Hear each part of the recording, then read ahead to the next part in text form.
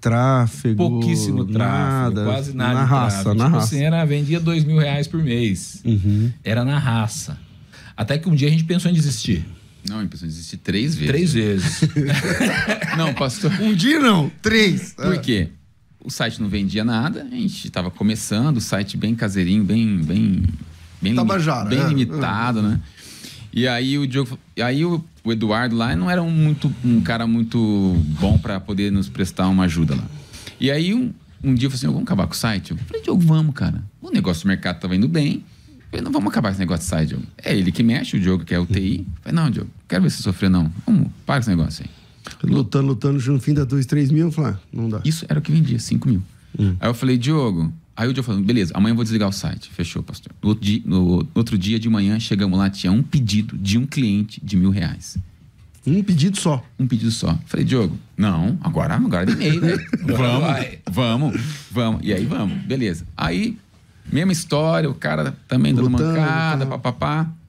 E aí, Hugo, vou acabar com o site. Diogo, acaba com esse... Já levantei o tom. Diogo, acaba com esse site. Vamos acabar com esse site. Aí, vamos focar no nosso negócio aqui. Beleza, pastor, no outro dia, um pedido, um cliente de R$1.000. Não é possível. E vendendo 5 mil por mês. Aí quando você quer desligar a chave, chega lá, tem um que vale que é 1.000. Pedido. Eu falei, não, Diogo, vamos. Aí na terceira vez... Aí dá dó. Aí você fala assim... eu falei, não vou fazer negócio. Pô, não vou terminar o negócio, né? Aí, terceira vez. Aí o Diogo discutiu o cara lá. Eu falei, Diogo, é o seguinte, seu computador não tá aí, eu sei que o site não tá no computador, ou você... Eu falei desse jeito. Ou você acaba com esse site, eu vou meter o pé no computador e vou acabar com esse site aí. Tudo. Beleza. Porque na sua cabeça estava tirando energia do outro lado. Do outro foco, né? Aí, pastor, no dia... Aí, beleza, terceira vez. No outro dia, pastor, um pedido de um cliente de R$1.000. Aí, Terceira vez? Terceira vez. Aí, nessa hora, Deus falou comigo. Assim, não é pra vocês pararem. Eu chamei vocês pra isso. Pastor, deu 15 minutos. O Google ligou. O próprio Google. O Google? Google. Não foi a agência. E o Diogo atendeu naquela época. Era a gente que atendia o telefone na empresa. Alô? Plenitude. Falou, é do Google e tal. Eu queria saber se vocês estão felizes com o site de você, Diogo. Não, inclusive ia desligar ele agora. Cara, perguntou desse que louco, jeito. na hora, lindo. Não, uma coisa de Deus mesmo. E aí falou assim... E a pessoa com conversa de Google lá, não sei o quê, e você, não sei o quê, tá eu vou desligar pedreiro tal. lá. Ela foi que nem Paulo quando o carcereiro quer se matar. Falou, não faça isso, não desliga o site. E falou, você aceita uma consultoria grátis do Google por 3 meses? Falei, na situação que a gente tá, tô aceitando tudo. Manda consultoria grátis. Você também aceita uma agência... Google Partner. Google Partner para poder prestar uma consultoria para vocês, reformular o site de vocês e tal. Diogo, aceito também. Isso era agosto. Que loucura, começamos com isso. Aí eles chegam lá, tipo, manda quase você jogar fora o que você tem e... Isso aí. Tá reformulou o site todo, reformulou o logo, tudo. Isso, pastor, era em agosto. Venda de 5 mil. Em fevereiro, 210 mil. Eu vou usar um sentimento, raiva. Por quê? Porque eu apanhei com a Bíblia em cima de mim, por exemplo, né? Por exemplo, uma situação bizarra que eu tô dando aqui como exemplo. Eu apanhei. Não então, é tão bizarro não, porque às vezes as mães querem colocar como castigo a igreja. Então você vai orar agora, você vai não sei o quê, você vai ler a Bíblia inteira agora no quarto. Exatamente. E aí, essa criança não tem um repertório como um adulto, para entender que a mãe tá sendo disfuncional ali, gera uma crença disfuncional nesse menino, nessa criança. Como, Cris? Eu tenho a raiva. E a raiva eu vou projetar o quê? Na Bíblia. Então ele vai começar a internalizar, a desenvolver esse pensamento, como eu tenho raiva da Bíblia. Chega na fase adulta, o que ele vai sentir? Raiva da Bíblia. E isso, depois que começar a vir repertórios, ele fala, eu não posso sentir raiva da Bíblia, mas isso está dentro de mim já como uma crença. Eu tenho raiva e eu projetei na Bíblia. E como fazer isso? A TCC... Como desvincular uma coisa da outra. Isso. A terapia cognitiva comportamental hoje é a mais indicada pelos especialistas. Por quê? Nós vamos trabalhar uma desconstrução, uma reprogramação, melhor dizendo, cognitiva.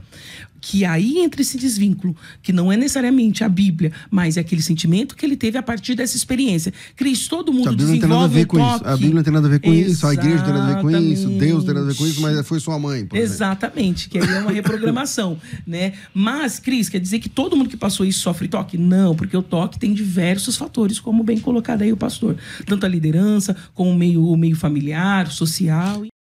Para não causar escândalo, não coloca bebida na tua festa, porque vai chegar alguém que é neófito, vai ver bebida na tua festa, vai sair falando de você. E tem essa questão do domínio próprio que eu acho que é muito importante. Como que a gente sabe o nível de cada um, né? Uma vez eu estava conversando com um amigo meu, testemunho de Jeová, e ele falou, não, na nossa festa tem bebida alcoólica e tal. Aí eu falei, mas como que vocês fazem? Ele falou, a Bíblia só condena a embriaguez. Eu falei, mas então, como que vocês controlam o nível de sobriedade de um membro que está na festa? Ele falou, não, a gente estipula alguém para ficar olhando e tal. Mas você acha que é papel da igreja estipular isso? Não. É uma coisa que é interessante, né? Porque, assim, se a gente for buscar todo pastor que faz o veto ao álcool, porque que diz que é pecado, tá? No caso aqui do Dial, ele não está dizendo que beber bebida alcoólica é pecado. Mas ele está dizendo que talvez não seja prudente. Eu entendo isso como um argumento legítimo. Mas há pastores e denominações que ensinam que é pecado. Eu não sei como, tendo João 2 no Evangelho, né? Porque é como dizer que Jesus pecou, né? Por isso que eles usam o argumento de que aquele vinho que Jesus fez não tinha álcool, que é um argumento pueril, né? Coisa de criança, porque qualquer intérprete decente do Novo Testamento vai dizer que isso é uma bobagem. Agora, muitos pastores que proíbem o vinho ou que fiscalizariam, por exemplo, o vinho num casamento, são obesos. Então, comem demais, tudo gordinho. Não pode beber é pecado, mas glutonaria não, né, pastor? Então, a gordurinha da picanha vai pra dentro. Crente não bebe, mas então, assim, come. Eu acho que o pastor Nicolas não entendeu aquilo que eu coloquei, até realmente por julgamento, julgou errado. Eu disse o seguinte, que os índios, eles não são inocentes, ninguém. A própria palavra do Senhor diz que toda a raça humana pecou. E então, assim, nós já somos condenados. Né? Mas como pode haver uma salvação, então, no índio que está lá não sei onde? Ele é indesculpável. Porque ninguém evangelizou. Como seria? Justamente por causa da revelação natural. Entendeu? Mas eu acabei de falar que ela você falou. Mas ele vai montar o argumento dele. Ela absolve e também condena. A gente vai ver, só um minutinho. Quando nós vemos a palavra do Senhor, vamos ver, vamos falar de Noé. Noé, quando Deus chama a Noé, né? Noé, ele conhece a Deus. Quando Deus chama a Noé, Deus fala para ele separar animais puros e animais impuros. Quer dizer, Noé, ele veio antes da lei. Ele já conhecia e sabia o que era realmente animais puros e impuros. Não vou nem falar a respeito isso também não está no livro, mas aquilo que eu vou falar agora está num livro, Fator Melquisedeque, de Don Richard. É muito bom tudo. Porque o que acontece? Por que eu estou falando isso? Porque nós temos realmente aquela visão de que quem vai ser salvo é aquele que está dentro de uma igreja, que porta uma Bíblia Sagrada, que veste um terno ou uma saia, enfim. O que eu quero dizer é o seguinte, a respeito da revelação natural, em que um índio, um aborígene ou alguém que nunca conheceu o evangelho, que nunca realmente teve contato, nenhuma experiência, a própria palavra os textos do Senhor, que vocês apresentam, coloca ele na condição de condenado. Condenado. Como é que ele é salvo? Condenado, fato. Salmo 19, versículo 1 diz o seguinte: os céus declaram a glória do Senhor e o firmamento anuncia as obras das suas mãos. Nós bem sabemos que os índios, eles trabalham, muitas pessoas assim, eles trabalham sempre no tripé, homem, natureza e espiritualidade. Ele sempre vai buscar espiritualidades. Buscando a espiritualidade, sobre esta racionalidade da revelação natural, como você falou, pode condenar, como também pode absolver. Que pode só condenar, que é o que o Romanos fala. Justamente isso. A gente tem relatos, até mesmo no YouTube, tudo de pessoas islâmicas que nunca teve também um contato, porque são fechados, que o próprio Senhor Jesus apareceu para eles. Tá, mas onde o próprio Senhor... eu quero o texto bíblico. O próprio Senhor... Vamos por parte. Estou falando texto bíblico é Atos 9. Quem pregou o evangelho para o apóstolo Paulo? O próprio Senhor Jesus. Não. Quem pregou, não. Ele não pregou. O próprio Senhor Jesus. Ele apareceu. Jesus apareceu, Nicolas. Então vamos por parte. Jesus apareceu. O pastor Igor disse o seguinte, tem relatos no mundo islâmico, tem até uma série, eu não lembro qual que é o nome, de pessoas que nunca ouviram falar de Jesus, que tiveram sonhos com Jesus e tal, e aí se converteram. no contexto bíblico. Isso aconteceu com o apóstolo Paulo. O apóstolo Paulo não foi submetido a uma pregação do evangelho. Jesus apareceu e chamou ele. Mas assim, isso não pode acontecer de novo? Só concluir isso. Peraí, só. Então é mentira, não vai muito longe. Nós sabemos que o livro de Atos é um livro descritivo e não prescritivo. Nós sabemos sim. Nem tudo que acontece em Atos acontece hoje. O ponto é que em todas as cartas do Novo Testamento, o próprio Paulo enfatiza: a salvação vem pela pregação. A salvação vem pela pregação. Sim, isso é fato. Isso é fato. Então, mas nós olha precisamos só. da pregação. Nós precisamos de púlpitos que preguem o evangelho. Sim, mas é por isso que nós precisamos realmente pregar. Vamos colocar um pouquinho de ordem. Conclui esse argumento, depois ele fala. Vai. Eu não estou excluindo aqui a nossa responsabilidade de pregação. Não é nada disso. Pelo amor de Deus. Então, o que eu quero concluir é o seguinte: sobre esses relatos, eu estou trazendo aqui algumas experiências. É claro que eu estou aqui também embasado na Bíblia Sagrada, mas estou trazendo algumas experiências que são fatos, que aconteceram, verídicos, né? Nós vemos também um relato de uma tribo que está até registrado no livro Fator Melquisedeque. Quem não leu, até, né, falo para os ouvintes pegarem e ler, que é um livro muito bom. Uma tribo chamada Macbá, que é o seguinte: eles tiveram a revelação de um Deus. Esse nome deste Deus é Couros, que este Deus Couros enviaria o seu filho para morrer para a salvação de toda a humanidade. Eles não tinham o evangelho. Eles não tinham a Bíblia. Calma, você está muito apressado, pastor, calma. E aí o que acontece? De repente, então, os missionários chegam e a própria revelação que eles receberam, que o pajé ou então o xamã, concluir, pastor. O xamã, eles receberam essa revelação, e que viria também um mensageiro para explicar toda essa revelação, e que o que aconteceria, né, com essa vinda do Filho de Deus. Os missionários chegaram lá e perceberam que esse Deus Couros, na verdade, era justamente o nosso Deus, o nosso Senhor. Entendeu? Isso nós vemos realmente... Então, mas aí os missionários chegaram e precisaram pregar. Mas eles já tinham realmente a base por revelação. Então, mas a questão é, se os missionários chegassem para pregar, eles seriam salvos? A partir do momento... Eu creio. Eles seriam salvos. Então eles acreditam no Deus Couros aí? Não. Eu creio o seguinte, porque é o início. Eu não estou falando que a revelação natural salva.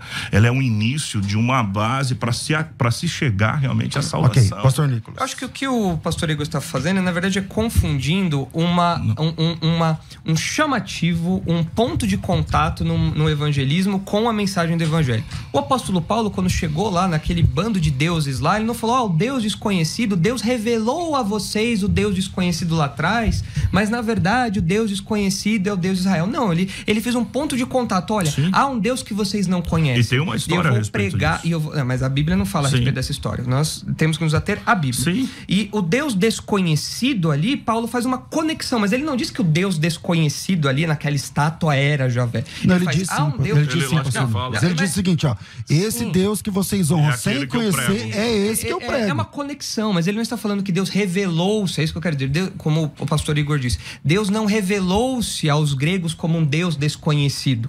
Paulo fez uma conexão. É a mesma coisa de eu chegar numa tribo dessa e falar: olha... ele aproveitou. Exatamente, é o que nós fazemos na apologética, no evangelismo. Nós pegamos pontos de isso contato. É uma ferramenta muito utilizável. É uma ferramenta, ok, mas isso não é revelação. Isso não é revelação de Deus. E pelo contrário, se fosse, isso condenaria ainda mais aquelas pessoas. A teologia bíblica, ela afirma que o homem, todo ser humano, ele é completamente caído.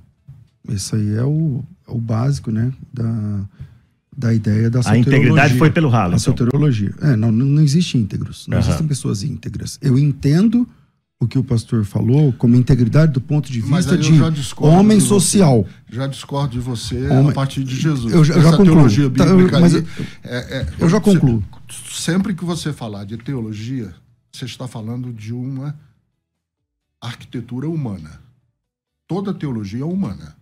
Toda teologia é humana. Não existe teologia sagrada. Ela, inclusive, é fruto de debates, de livros, de cartas confessionais. Bom, então vamos para textos, então. Vamos lá. O texto bíblico em si afirma peremptoriamente que não há um justo sequer. Então, no sentido... Não é teologia, é revelação. Calma aí, é assim, a teologia que eu entendo sendo saudável, a teologia que eu entendo sendo saudável, ela é fruto da revelação. Sim. A gente sabe o que Deus falou, a gente não sabe mais nada. A gente só sabe o que está escrito. Então, o que está escrito para os cristãos especialmente textos neotestamentários, são normativos da igreja, da nossa fé. Deus se revela nas escrituras e o que nós temos para trabalhar é o texto bíblico. Mas espera aí, posso interromper? É que eu não fechei a ideia, mas pode interromper à vontade. Quando o jovem rico perguntou a Jesus qual era o maior de todos os mandamentos, foi que Jesus respondeu a ele. Você conhece os mandamentos? Não, ele falou assim: o que está escrito e como você lê. Porque o que está escrito não é necessariamente como eu leio. E como eu leio não é necessariamente a intenção do que foi escrito. Então há uma brecha enorme. Os debates, há uma brecha enorme entre o que está escrito e como que eu organizei uma teologia. Então, como o senhor leu o texto de Romanos, que não há um justo sequer, o senhor vai contra a queda como herança do pecado original de todos os homens? Vou. Então você acha que os homens são espiritualmente perfeitos? Não. Você está levando para um extremo que eu não... Porque o que eu estava dizendo lá atrás, eu falei assim, olha, pegando a fala do pastor Ricardo, ele falou assim, olha, uma igreja afirmativa afirma que a pessoa tem caráter, não sei o quê, afirma o caráter da pessoa, a dignidade humana, não sei o quê. Ok.